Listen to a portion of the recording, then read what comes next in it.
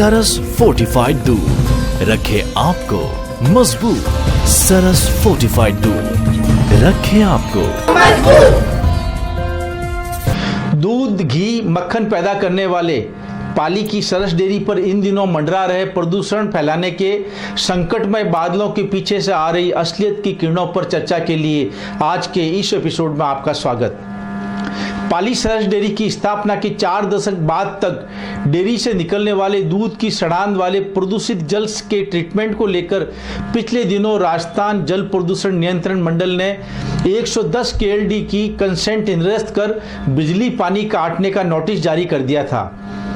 पाली की सरस डेयरी अब तक रंगाई छपाई फैक्ट्रियों की ट्रीटमेंट प्लांट में डेयरी का प्रदूषित जल CTP को प्रति माह ट्रीटमेंट करने का चार्ज का भुगतान कर देती रही है।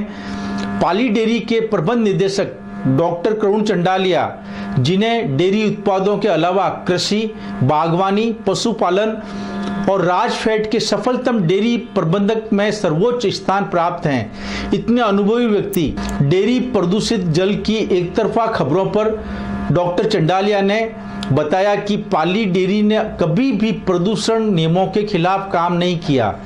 NGT के आदेशों से बंद होने तक CTP में डेयरी का पानी जाता था।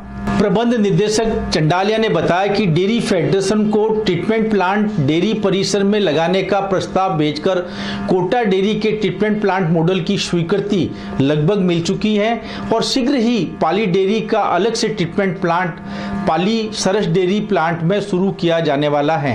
हजारों दुग्ध उत्पादकों से जुड़ी पाली की सरस डेयरी की प्रबंध निदेशक डॉक्टर चंडालिया से फैक्ट न्यूज की सीधी बात। इसका हमने जवाब पॉल्यूशन कंट्रोल बोर्ड को दे दिया है। पूर्व में ये CTP में हमारा एफ्लुएंट जाता था, वहाँ से मनाही होने के बाद हमने नया ट्रीटमेंट प्लांट स्वयं का लगाने की तैयारी कर ली है और शीघ्र ही नया एफ्लुएंट ट्रीटमेंट प्लांट पाली डेयरी में लगाया जा रहा है। और हमारे यहाँ का जो एफ्लुएंट होता है उसमें ना तो कोई एसिड होता है ना कोई हार्मफुल केमिकल होता है, फिर भी पॉल्यूशन कंट्रोल बोर्ड के सभी मानकों का पालन करने के लिए हम कटिबद्ध हैं।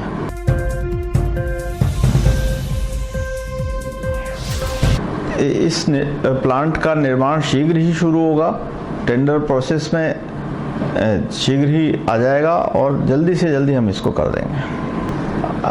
राजस्थान में कई डेयरियों में प्लांट लगे हुए हैं और बाकी में भी लग रहे हैं। अभी जैसे कोटा में भी ट्रीटमेंट प्लांट का निर्माण हो रहा है और उसी लाइन पे लगभग हमारे यहाँ पाली में भी ट्रीटमेंट प्लांट शीघ्र ही आरंभ होने जा रहा है। पाली डेयरी का कैंपस अगर अपन देखें तो इसमें इतनी ग्रीनरी है, नीम के पेड़ और हमने सब लगा रखे हैं, केवल इसलिए लगा रखे हैं कि हम पॉल्यूशन को ख़त्म कर सकें और वातावरण का अच्छी तरह से ध्यान रख सकें। पाली डेयरी में अभी 1,15,000 लीटर दूध आ रहा है और पाली डेयरी राजस्थान की टॉप 5 डेयरियों में इसकी गिनती होती है। इसके प्रोडक्ट्स की बहुत लोकप्रियता है। दूध, घी, लस्सी, छाछ, पनीर सारे अच्छी सेल है इनकी। और अब हमारा ध्यान जो है ना पाली ज़िले के जितने तहसील हेडक्वार्टर्स हैं वहाँ पे हम सेल बढ़ाने का प्रयास कर रहे हैं।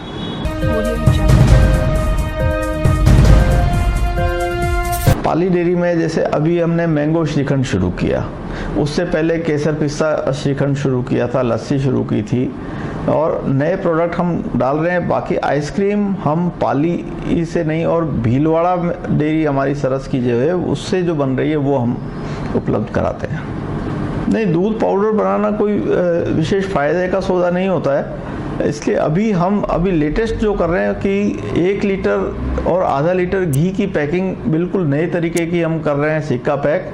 और इससे क्या होगा कि जो सरस के नाम से नकली घी 1 लीटर आधा लीटर में कई बार लोग पैक कर देते हैं, उसकी संभावनाएं खत्म हो जाएंगी और उपभोक्ता को शुद्ध सरस घी मिल पाएगा।